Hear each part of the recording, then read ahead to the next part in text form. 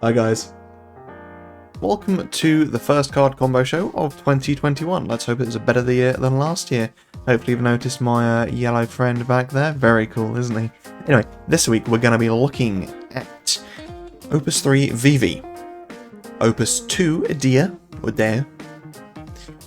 Yes, I'm a degenerate. We're going to be looking at Opus 12 Neo Exdeath, Shemhazai, the Whisperer from Opus 2, and Opus 11 Alchemist. So, Vivi, he was a mainstay for a lot of Fire for a long while until better cards started coming out like Forza. He's still very much playable, it's just that there are some cards that can deal the damage he can deal a bit easier. But anyway, he's a 3 CP 4k forward, so pretty small. When Vivi enters the field, choose one forward your opponent controls, deal it 4,000 damage and 1,000 more damage for each card in your opponent's hand. So it's a good way to be able to react to this card. You can cast something thereby reducing that cards in your hand, and Vivi will then do less damage. So, Manazrin Warmech. So let's imagine if Vivi actually cost 4 CP to play and he just did as standard 6k damage and then 1k damage for any additional card. I think that makes him a bit more playable because he can kill outright even if your opponent has no cards in hand. A few more things, it's still not great, but it also relies on your opponent having less cards in hand. So generally your opponent will have at least 1 or 2 cards in hand, at which point that Vivi will be dealing at least 7 or 8k, which is pretty good. You know, it wouldn't be unheard of to play Vivi with your opponent having 5 cards in hand. They might respond and cast a summon or so, but they probably still have 3 cards in hand, so Vivi will still end up dealing 9k. So yeah, I think Manazrin is definitely a worthwhile card alongside Vivi. Glacia Labalas. So this is more to punish your opponent for responding to you playing Vivi. So you play Vivi onto the field, your opponent's got maybe 3 cards in hand, they ditch one of those cards to play a summon they had in hand, and that leaves them with 1 card left in hand. So you cast Glacia Labalas to make them discard, and I don't know, maybe you freeze a forward they have that's dull or something like that. But basically the mentality is that your opponent will probably ditch a few cards in hand that they consider expendable, at which point they have 1 card left in hand that they'll probably want to keep, and Vivi probably isn't going to kill the thing you wanted it to kill in the first place, so it's time to punish them for responding. So you Glacia Labalas. It doesn't have to be Glacia, it can be anything in which you can respond to make your opponent discard, so it could be a dull ability of certain cards, but the idea is just to make sure your opponent only has cards they want to keep in hand, and then you make them discard. Shantoto. So this doesn't refer to Vivi's entry ability because he can only target forwards your opponent controls, but Vivi's S ability, which is deal 7,000 damage to all forwards, means that obviously it deals it to your side as well. So Vivi will die to his own ability, but Shantoto will survive. Shantoto will see the 7k, she'll take that damage, and then she'll reflect that around the field once more, and anything that dies to Shantoto's reflection is then removed from the field, which is fantastic. And that is, whilst 2 instances of 7k damage, it's actually 14k to the entire board, and if anything didn't die to the first round of 7k, it's getting removed by Shantoto. Pretty cool. Cleone. Now this seems a bit weird, but this lines up nicely with the next card, the Emperor. Basically, you just want to reduce your opponent's abilities to be able to react to Vivi, because obviously they've got cards in hand, but if, say, they want to cast a summon, they have to consider the fact that the summon's going to get cancelled, and then you're also going to gain a card off of the Cleone being put into the break zone as well, so it's more beneficial to your opponent by casting a summon. And same with the Emperor, you cast Vivi and they might want to ditch a card out of hand to pay for an action ability, but they can't use them, so they're just stuck with the cards in their hand. And Vivi will still deal a lot of damage, and yeah, it's pretty good for you. Alright, Edea. She's pretty standard, 4 CP backup, forwards of cost 5 or more, cannot block. When she first came out on Opus 2, she wasn't that playable. She had there's some good cards to work against, but ultimately she has much more of a place these days, with cards like Fail Thanos and BFA very much in the meta. It means that Edea kind of circumvents those cards, and not only that, there are a lot of high cost cards now that are really good value, so things like Fusoya, Realm, all able to get cards to your hand and then deal damage or bring monsters in or something like that. Strago, he's another one, Opus 12 Strago. So Edea kind of gets around those cards because your opponent has to think twice if they want to play something like Strago or Realm and then think this card's actually really small as a forward, and if I can't block with it, then that means it's a lot less value in the play. So, Edea. This is probably more likely to be played if, say, you've got just one of the Opus 2 backup Edeas in your break zone. You kind of slip it in your discard pile early on just to pay for a little 2 CP backup so your opponent doesn't know it's there, and then have maybe a few Mayas or Ultimasias in the deck just to throw your opponent off the scent. They think you're going to use the Opus 6 Edea to bring those in, but when they least suspect it, maybe you have a way of breaking their only 3 cost forward, and they've got a 5 and a 6 cost forward there waiting to block. You bring Edea onto the field, they can't block anymore. Odin. So again, obviously your opponent's high cost forwards can't block, so you only need to worry about destroying the smaller forwards, at which point you just use Odin because, you know, he's restricted, but if your opponent's forwards of 4 or more, or 5 or more, sorry, can't block, you don't need to worry about us destroying them as much. Obviously, if they do have active effects like BFA where they can attack every turn, you might want to be careful with that, but still, it's still a good way to circumnavigate having to worry about destroying those cards if they're just going to not block. Sephiroth. So obviously your opponent's high cost forwards can't block, so you attack with Sephi. That means all the smaller cost forwards, which will probably have a less power, will get dulled. And obviously you have to be careful of cards like Shadow Lord or Forza, where they are under 5 CP, but they still have a very high power and actually wouldn't be dulled by Sephiroth. But still, they are only 1 or 2 cards, and realistically Sephiroth probably will be dulling most of the forwards on your opponent's field. Ramuh. So again, like Odin, it's choose a forward of cost 4 or less, dull it, therefore can't block anymore, and choose one active forward, deal it 7k damage. So even if your opponent does have a forward of 5 or more that you don't like, and maybe every time it attacks it's got a really annoying ability, it's got an annoying dull ability, you can at least kill it with that, with the 7k. But realistically, it's to be able to dull something out of the way, and you could give another forward haste, so they might have a 5 CP forward and a 4 CP forward. You dull the 4 CP out of the way, you give your forward haste, it can swing, and the 5 CP won't be able to block because of Edea. So, Squall, rather ironically with Edea. So Squall obviously can attack, dull something out of the way, Edea makes it so things can't block. Just a nice combo together. Flandit. So this works nicely not only with the forwards that would block, but also if you've got the 5 CP forwards that aren't blocking but they probably want to attack with, Flandit makes it so that your opponent has to pay to make them attack as well, and they start having to micromanage their backups a bit more because they have to worry about what they can play onto the field, and quite frequently higher cost forwards, 5 CP or more, they have really good entry abilities, but if they're not blocking, then the chances are they won't be disappearing as often, so they won't be able to replay them again, so it can work in your favour as well in that regard. And then Flandit means they have to start worrying about how they pay for things when they start having to attack with things or block with things. But obviously Flandit can also make it so if your opponent doesn't have any backups, they've got cards in hand, then they can't pay for Flandit's ability when you make it so their 4 CP forward can't block as well. And similar sort of thing with Arcanist, obviously your opponent's 5 cost or more forwards can't block, but they'll want to attack with them, use Arcanist to make it so they can't attack either. Volker. Discard 1 water summon, choose 1 forward of cost 4 or less your opponent controls, return to its owner's hand. So maybe they've got 3 or 4 forwards that are of 4 or less, you discard 3 water summons from your hand, which is a lot, I'm going to the extreme here, but that is ultimately 6 CP you've discarded to bounce 3 forwards. If you're pushing for game, that's not that bad. Okay, Neo Exdeath. I don't think he's as bad a card as people make him out to be. Yes, if you target him, he's a pain, but fam for it, there's so many board wipe effects out there. 10k, annoying, yes, but again, like I said earlier with Vivi and Shantoto, that would remove Exdeath from the game. You just have to be careful with him being on the field. But anyway, as the person playing him, you might as well be an arse if you can.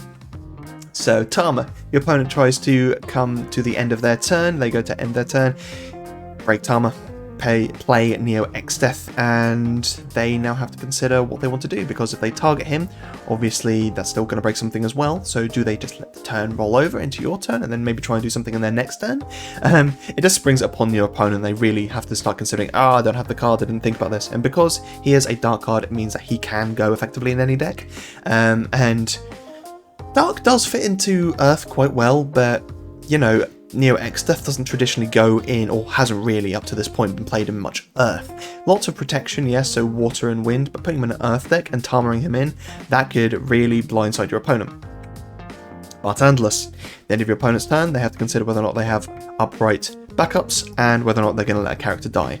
So they have a lot to consider at the end of their turn, and they're going to have to start micromanaging their backups and how to get rid of Neo Exdeath, and whether or not they want to leave Bartendless there as well. Death Machine. Now, careful of this card because it can bite you in the arse. Obviously, if it comes to the end of your opponent's turn and the only forward you've got is Neo Exdeath, then Death Machine is going to kill Neo Exdeath. However, at the end of your opponent's turn, both of these guys will go on the stack.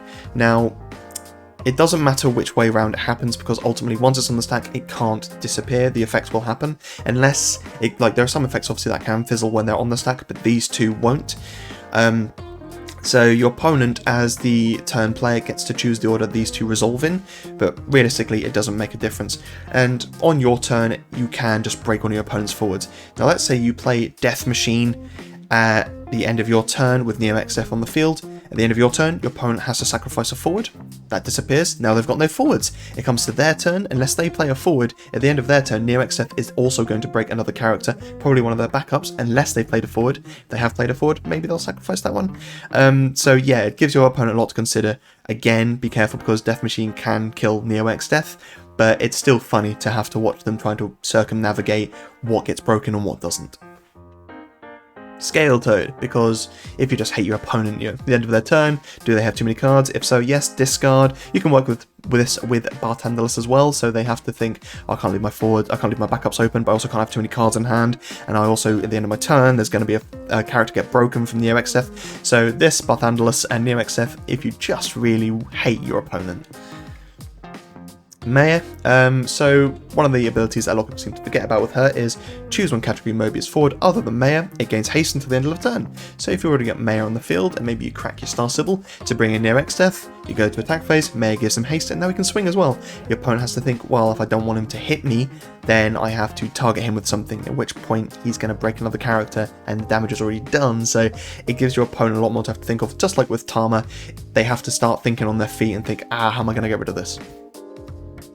And Cleone, I mentioned I wasn't really going to talk about protection as much, but Cleone is not the typical protection for Neo Exdeath, because say they cast someone like Glaz, they still have to target something. If Neo Exdeath is the only available target, they have to target him. They then have to break a character, but Cleone will cancel that, so they don't get the benefit of the summon, and you get a card to hand as the owner of Cleone. Okay, Shemhazai the Whisperer. Now, I was going to talk about another card, but decided to go for this one instead. So she's a 1 CP summon. Each forward you control can only be blocked by a forward with a cost inferior or equal to its own this turn. Spicy Cillian is the forward or the character I was going to talk about, which has Dull, choose one forward, it can only be blocked by a forward of cost equal or inferior to its own this turn. Similar, but Spicy Cillian can only target one forward. If your opponent has something like Cecil or Theophanos, which says it has to be targeted, then Spicy Cillian has to target that and you can't use it in your own, so is limited a bit. And Shemhazai is good because it creates a general field effect, which means that you can cast a summon and then play forwards if they have haste or whatever. It still applies, Shemhazai's ability still applies to them, which is really good. Barts, so yeah, you party attack with Barts, you bring in your little 1 CP forward, it's now got haste because of Barts, and only a 1 CP can block it because of Shemhazai, so that's quite fun. Snow, so maybe Barts brings in Snow. Snow gains haste, he attacks, he dulls something out of the way. Maybe he'll dull something out that your other bigger forwards that can't benefit from Shemhazai would be blocked by. Now Snow dulls it out of the way. Palom, because I try to feature this card as often as I can. Palom can only be blocked by a 1 CP or less, which might happen, you never know. It deals a point of damage to your opponent. Again, it's still pretty easy to kill, but point of damage to your opponent, that searches another Palom, which can bring onto the field and hopefully break a forward or deal damage or draw you a card, or there's plenty of things it could do. Shikari X. Now obviously this card, and yes I am a degenerate, this card features the text, this forward cannot be blocked by a forward of cost 4 or more with the party or the other Sin Hunter forwards. So they already have that kind of ability to be able to sneak under certain forwards, but making it so that they can only be blocked by 2 or less makes them even harder to get rid of. And maybe your opponent's only way of breaking these guys was to have to block them. Obviously they're going to take 3 points of damage if they were going to party attack as a whole. But if your opponent's only means of breaking it is by blocking, and then you play something like Shemhazai, they still have, maybe they can't block it anymore, and you deal a 4th point of damage, which is just horrendous. Zidane, again, he's got his own ability to be able to sneak under forwards, but Shemhazai makes it so he's hard to block. Maybe you don't have 6 or more cards in hand, you've got 5 or 4, but you just need that last point of damage to get through, or you just need a couple of cards. You cast it, Zidane attacks, job done. Onion Knight. Now it's worth mentioning that obviously Onion Knight can be really awkward to set up, but let's say hypothetically you've got all the backup prerequisites to get Onion Knight's power buff, and you have like, I mean, you can have up to 12 Onion Knights on the field, because you can have 3 of this guy, 3 of the fire, 3 of the air, 3 of the water, and oh boy, that's a lot. Even if you've got a couple of them and they do have the power buff, and you cast Shemhazai, if your opponent can't get rid of them, and they're so cheap and easy to play on the field, if you've got Barts, they gain haste. That then becomes a really big problem for your opponent, because they can only be blocked by one cost forwards. What are you going to do? And finally, Alchemist. I love this card. It is probably one of the best water, or in my opinion, one of the best water cards out there. It is the answer finder. So it's dull, put Alchemist into the break zone, discard 1 card from your hand. If you do so, search for 1 card of the same card type as the discarded card and add it to your hand. So you discard a summon, you fetch a summon, you discard a monster, you search a monster. So it's really, really good. Shiva, so maybe you've got Shiva in hand, you use Alchemist's ability, you put that in the break zone to search this Shiva. Obviously the damage it deals is dependent on how many Shivas you've got in break zone, which is now 1 more because of Alchemist, so you're good. Ifrita, similar sort of thing, use Alchemist to discard your Ifrit, which is now the 5th Ifrit, to get Ifrita to hand, and now you can use all of Ifrita's abilities, or text rather, options. Iodalus. Not so much about finding Iodalus, but using Alchemist to put a summon into the break zone, which you can then use Iodalus to then cast that summon.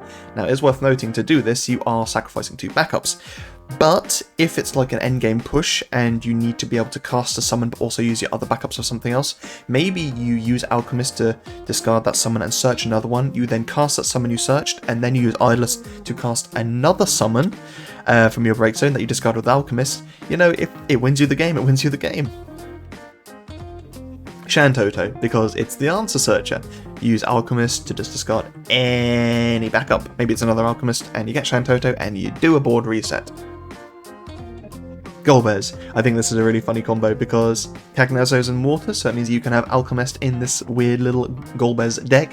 But ultimately, Golbez's cost goes down for every different named Archfiend in the break zone. So maybe you have just Barbarisha sat in there, and then use Alchemist to put Cagnazzo into the break zone, and that can search Golbez. Golbez now only costs 4. You play him onto the field for 4, and you're good. He's got some really good attack abilities as well. They're not fantastic, but I think the best one is the fact that when he attacks, you can choose 1 drop Archfiend from your break zone and add it to your hand. And who knows, maybe when Golbez dies, which he will, you've played an Alchemist at that point. You then use Alchemist to discard the Archfiend you found through Golbez's ability to find another Golbez, and you see where I'm going. It's a funny little combo, but yeah, I really like this Golbez. I want to see more of him played, I think. I might even make a deck with him, to be fair, because he's got some really cool abilities.